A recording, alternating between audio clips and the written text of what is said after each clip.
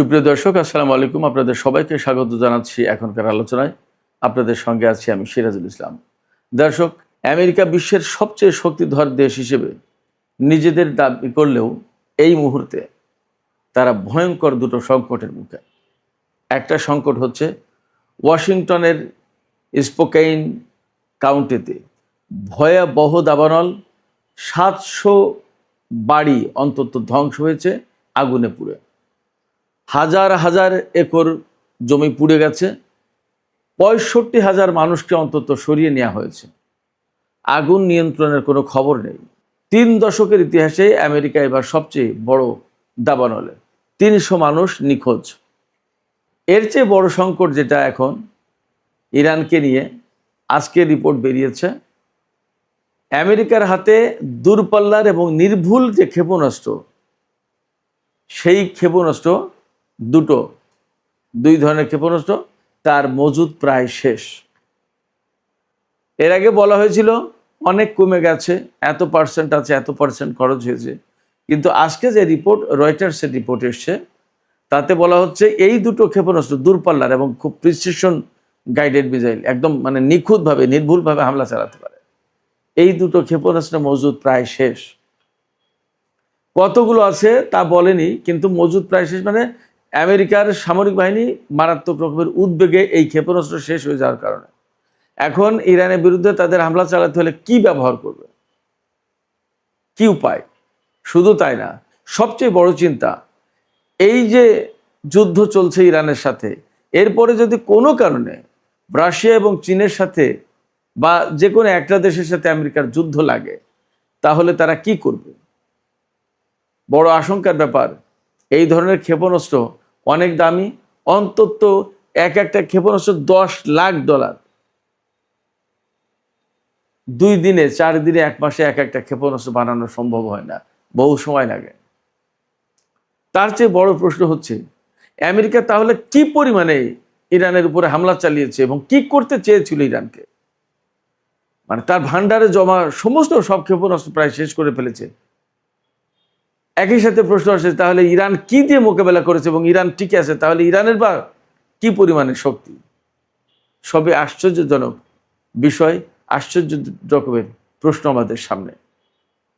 এদিকে আরামকোর যে সিও আমিন নাসের, তিনি বলেছেন ইতিহাসের সবচেয়ে বড় তেল সংকট সৃষ্টি করেছে এই হরমুজ প্রণালী। হরমুজ প্রণালী বন্ধের পরে ইতিহাসের সবচেয়ে বড় তেল সংকট সৃষ্টি হয়েছে। এই তেল সংকটে কত তেল আন্তর্জাতিক বাজারে ঘাটতির মুখে পড়েছে জানাবো আজকের ভিডিওতে, সেই কথা। সঙ্গেই থাকুন।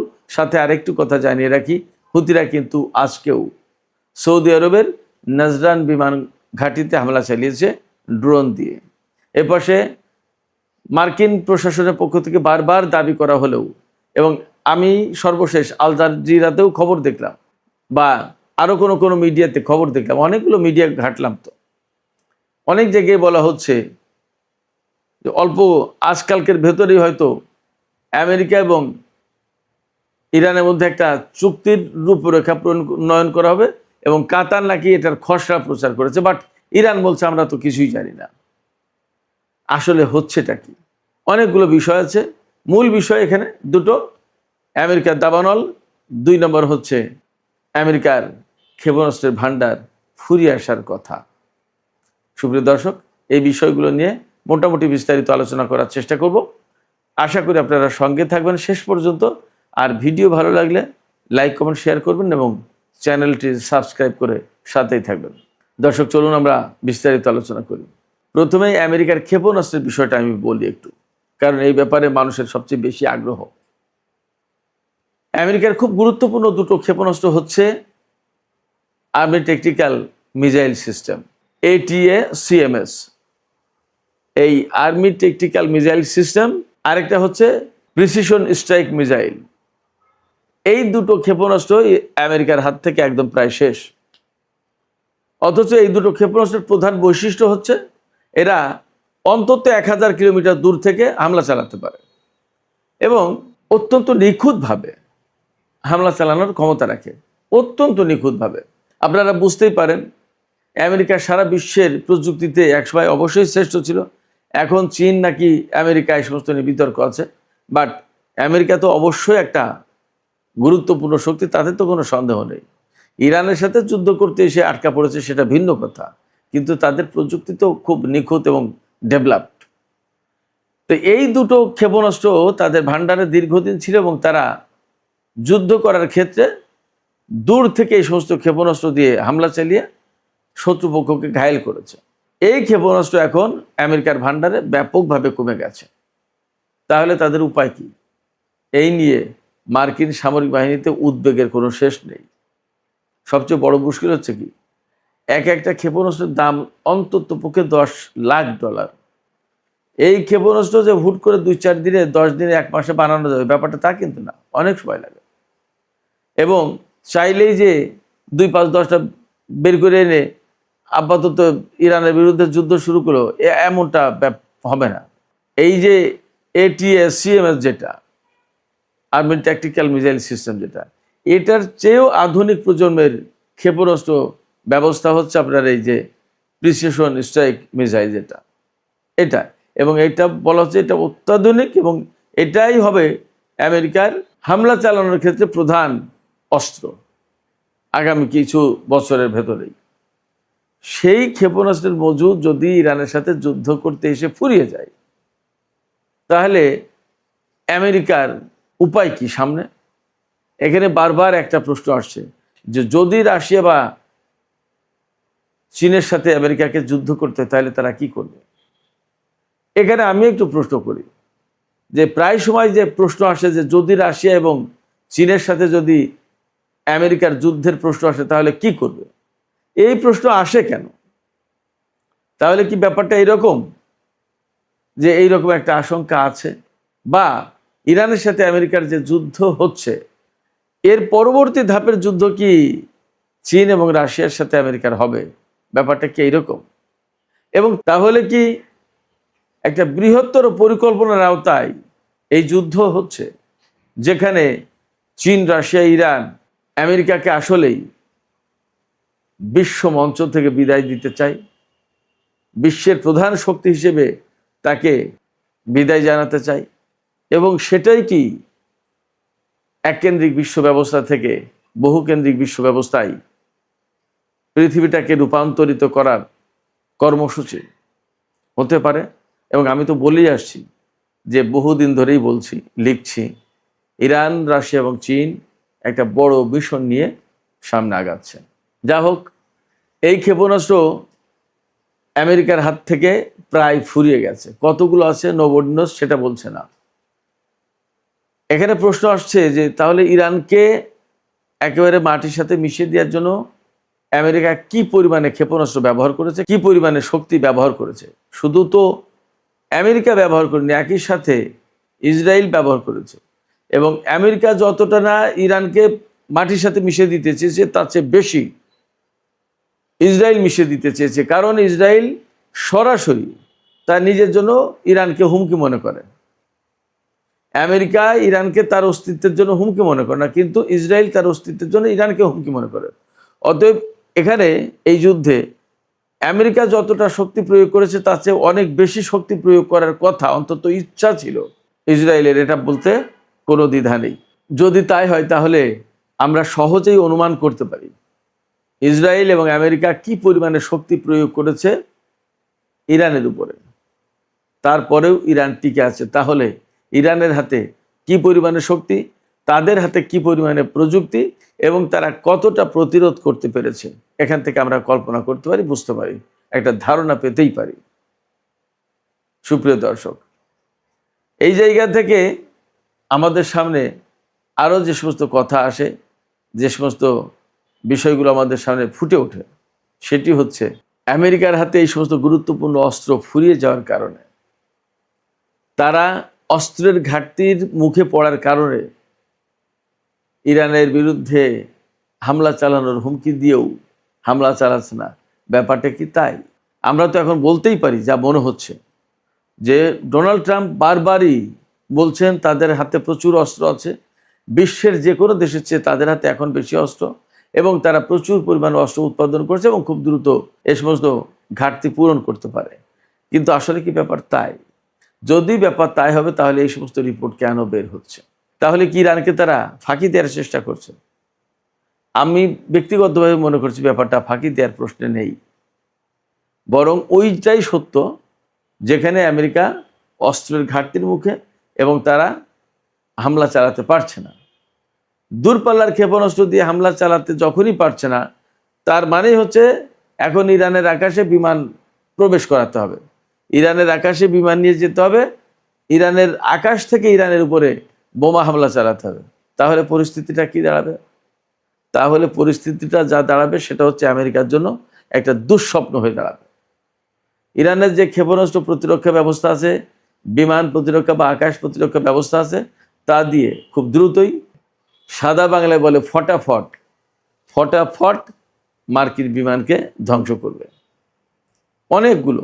অনেকগুলো বিমান ভূপাতিত হবে, অনেকগুলো পাইলট মারা যাবে অথবা ইরানের হাতে ধরা পড়বে, আমেরিকা প্রচণ্ড বিপদের মুখে পড়বে। এই পরিস্থিতি এড়ানোর জন্য তাদের হাতে অবশ্যই দূরপাল্লার ক্ষেপণাস্ত্র থাকা দরকার, কিন্তু সেই ক্ষেপণাস্ত্র ফুরিয়ে গেছে। কি করবে? মহাসংকটে আমেরিকা, মহাসংকটে। সুপ্রিয় দর্শক, এবার আমরা একটু মধ্যপ্রাচ্যের আরও কিছু বিষয় নিয়ে কথা বলে সর্বশেষ আমেরিকার দাবানল ভয়াবহ আগুনে কিভাবে পুড়ে যাচ্ছে, সারকার হয়ে যাচ্ছে ওয়াশিংটন, সেটা বলবো। ইয়েমেনের হুতিরা আজকে ড্রোন হামলা চালিয়েছে সৌদি আরবের নাজরান বিমান ঘাঁটিতে, বিমানবন্দরে, এবং হুতিরা দাবি করেছে তাদের নিজস্ব প্রযুক্তিতে তৈরি কামিকাজে ড্রোন দিয়ে এই হামলা চালিয়েছে এবং বিমানবন্দরে একটা কৌশলগত স্থাপনায় হামলা চালিয়েছে, যেটা খুবই গুরুত্বপূর্ণ। ক্ষয়ক্ষতির পরিমাণ জানা যায়নি। এবং হরমুজ প্রণালীতে ইরান কিন্তু একটি জাহাজে হামলা চালিয়েছে গত রাতেই, এবং হরমুজ প্রণালী আর বাব আল মানদেব প্রণালী অনেকটা অচল অবস্থায় আছে, সেখান দিয়ে জাহাজ চলাচলের পরিমাণ খুবই কম। ইরানের দেখানো রুটের বাইরে গেলেই সেই জাহাজে হামলা করছে, তার সে যতই আমেরিকা নিরাপত্তা দেওয়ার কথা বলুক, ইরান মানছে না। এবং ইরান পরিষ্কার করে বলেছে হরমুজ নিয়ন্ত্রণ ওমান এবং ইরান করবে, এবং ইরানের কথা ছাড়া কোনো রুট চালু হবে না, পরিষ্কার। তার মানে মধ্যপ্রাচ্যে বা হরমুজ প্রণালী এলাকায় বা বাব আল মানদেব প্রণালী, হরমুজ প্রণালী, এই এলাকায় ইরানের কথায় এখন সমস্ত সবকিছু চলছে, হচ্ছে এবং হবে যা পরিস্থিতি। এদিকে আরামকো, সৌদি আরবের যে প্রধান তেল কোম্পানি আরামকো, এই আরামকোর সিও প্রধান নির্বাহী কর্মকর্তা আমিন নাসের, তিনি বলেছেন যে হরমুজ প্রণালীতে যে অচল অবস্থা তৈরি হয়েছে, ইরান এই হরমুজ প্রণালী আটকে দেওয়ার পর যে সংকট তৈরি হয়েছে, এটা বিশ্বের ইতিহাসে সবচেয়ে দীর্ঘ এবং বড় সংকট তেলের ব্যাপারে। এত বড় তেল সংকট আর কখনো পৃথিবীতে ছিল না। এই সংকটে তিনি বলছেন যে 260 কোটি ব্যারেল তেল আন্তর্জাতিক বাজারে এই সময়ে কম গেছে, অর্থাৎ ঘাটতি পড়েছে। যে সমস্ত চালান যাওয়ার কথা ছিল তাতে 260 কোটি ব্যারেল তেল আন্তর্জাতিক বাজারে যেতে পারেনি। তাহলে আন্তর্জাতিক বাজার তেলের অবস্থা কি অবস্থা আপনারা চিন্তা করুন। তার মানে আরও যদি 1-2 মাস এই হরমুজ প্রণালী এবং বাব আল মানদেব প্রণালী আটক থাকে এইভাবে, তাহলে বিশ্ববাজারে তেলের পরিস্থিতি কি হবে আপনারা কল্পনা করুন। তবে ইরানের পক্ষ থেকে নতুন করে একটা ঘোষণা দেওয়া হয়েছে। ইরানের সর্বোচ্চ নেতার সামরিক উপদেষ্টা এবং আইআরজিসির সাবেক কমান্ডার মেজর জেনারেল মোহসেন রেজাই, তিনি বলেছেন আমেরিকা যদি ইরানের বিভিন্ন বন্দরের উপর আরও কিছুদিন এইভাবে তাদের অবরোধ বহাল রাখে, তাহলে মার্কিন নৌবাহিনীর সাথে যুদ্ধ অনিবার্য হয়ে যাবে এবং ভয়ঙ্কর সংঘর্ষ সৃষ্টি হবে। অর্থাৎ আমেরিকা মার্কিন বাহিনীর উপর হামলা চালাবে যদি তারা এখান থেকে অবরোধ সরিয়ে না নেয়।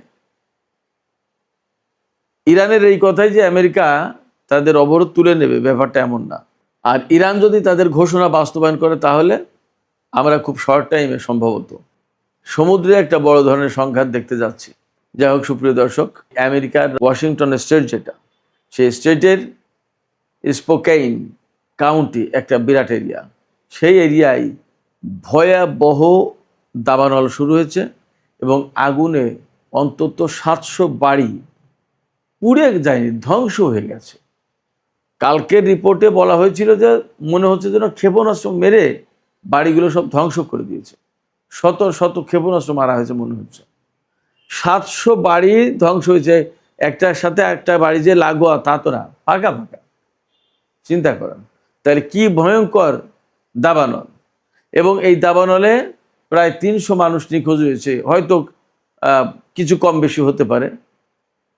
তবে মার্কিন কর্তৃপক্ষ বলছে যে এই ক্ষয়ক্ষতি যে কি পরিমাণে হয়েছে এটা এখনই বলা যাচ্ছে না, আগুন নিভিয়ে একদম পুরোটা অ্যাসেস করার পরে, মানে হিসাব নিকাশ একটা মূল্যায়ন করার পরে বলা যাবে। কিন্তু বাস্তব কথা হচ্ছে কি, যে আগুন নিভানোর কিন্তু এখনো কোনো আকার আলামত কিছুই পাওয়া যাচ্ছে না। প্রচণ্ড রকমের দাবদাহ, প্রচণ্ড রকমের খরা, বাতাসের তীব্রতা অনেক, বাতাসের জলীয় বাষ্প নেই বললেই চলে, মানে মারাত্মক একটা পরিস্থিতি। আগুন জ্বলার জন্য এ ধরনের উপাদান প্রয়োজন, তার সব কিছু আছে, নিভানোর কোনো ব্যবস্থা নেই। যে নিভানোর চেষ্টা করছে ফায়ার ফাইটার, আপনারা চিন্তা করুন, এই স্পোকেন কাউন্টিতে 1000 ফায়ার ফাইটার দেওয়া হয়েছে, এই দমকল অগ্নি নির্বাপক বাহিনীর লোকজন 1000 মোতায়েন করা হয়েছে, পারছে না। এবং আরও দুঃসংবাদ হচ্ছে যে এই সপ্তাহের শেষের দিকে পরিস্থিতি আরও খারাপ হবে, বাতাসের তীব্রতা বাড়বে, তাপমাত্রা বাড়বে, এবং এভাবে যদি অগ্নিকাণ্ড চলতে থাকে তাহলে মানে এই কাউন্টি প্রায় শেষ হয়ে যাবে। এই মৌসুমে, যে এই চলতি গ্রীষ্মকালে আমেরিকায় অন্তত 15টা দাবানলের ঘটনা ঘটেছে, এবং এই 15টা দাবানলে বিভিন্ন অঞ্চলে, বিভিন্ন স্টেটে, আমেরিকার উত্তর এবং পশ্চিম অঞ্চলে মূলত এই দাবানলগুলো সৃষ্টি হচ্ছে বেশি। তাতে 4.5 লাখ একরের বেশি জায়গা পুড়ে গেছে, বনভূমি, ঘর বাড়ি পুড়ে গেছে। ভয়ঙ্কর একটা পরিস্থিতি। কিভাবে এই আগুনের সূত্রপাত হলো সে ব্যাপারে আল জাজিরার একটি অনুসন্ধানী প্রতিবেদনে বলা হয়েছে, 37 বছর বয়সী এক ব্যক্তিকে আগুন লাগানোর সন্দেহে সোমবার আটক করা হয়েছে। এখন তিনি আগুন লাগিয়েছেন এবং এত রাজ্য জুড়ে ছড়িয়ে পড়লো কিভাবে, সেটা একটা ব্যাপার।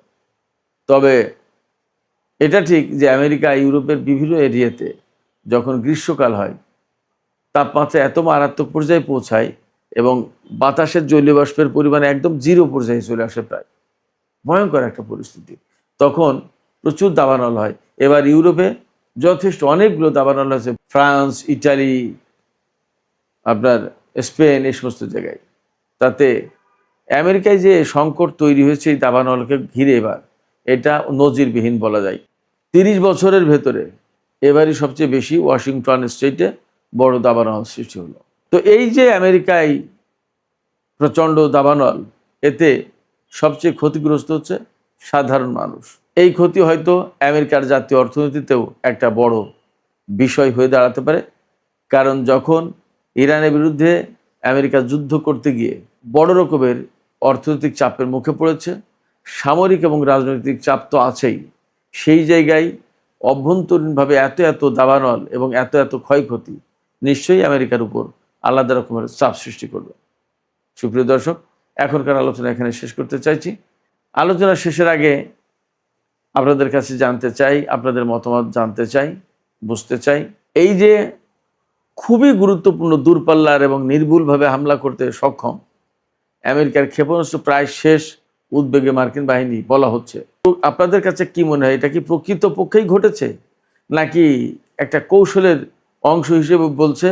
হয়তো এই সমস্ত নানা রকমের কৌশল, ভুলভাল তথ্য দিয়ে আমেরিকা ঠিকই ইরানের উপর হামলা চালিয়ে বলবে। আপনাদের কি মনে হয়? আপনাদের মতামত জানিয়ে কমেন্টে লিখতে পারেন। আর ভিডিও ভালো লাগলে আবারও বলি, লাইক, কমেন্ট, শেয়ার করবেন এবং চ্যানেলটি সাবস্ক্রাইব করে সাথেই থাকবেন। দর্শক, আপনাদের সবাইকে অনেক ধন্যবাদ। আল্লাহ হাফেজ।